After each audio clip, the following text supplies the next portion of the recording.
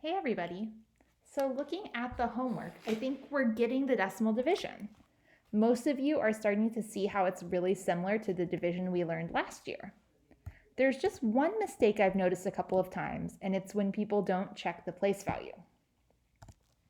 So you need to always be looking at if you're dealing with a whole number, like a 10, a 1, or a hundredth, or a decimal, so part of a whole number, like a tenth, a hundredth, or a thousandth.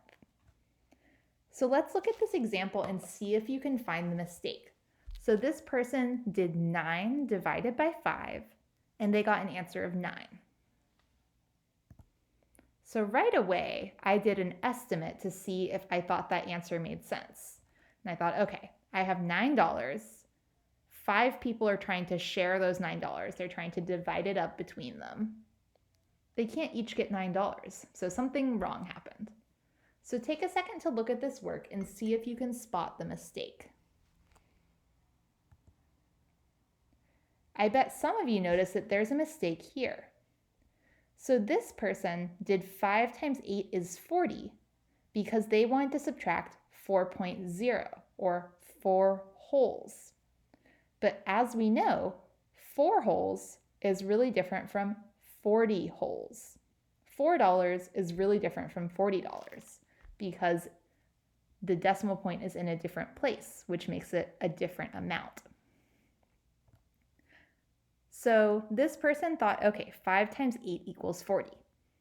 I know that math fact. And they needed to subtract 4 wholes, or 4.0. So what they can do is move that decimal point in the answer and then move the decimal point in the equation. So now we see that 5 times 8 tenths equals 4 wholes.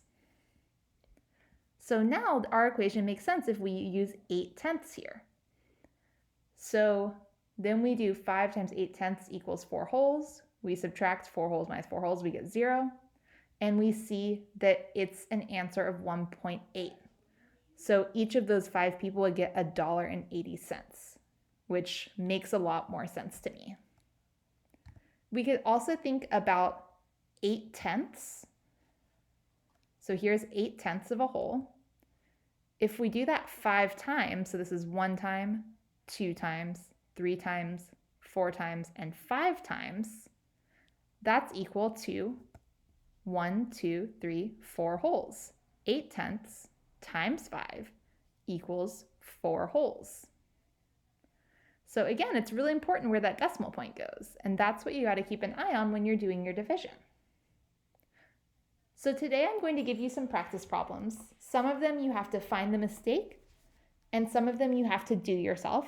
Some of them are both. Let's get started.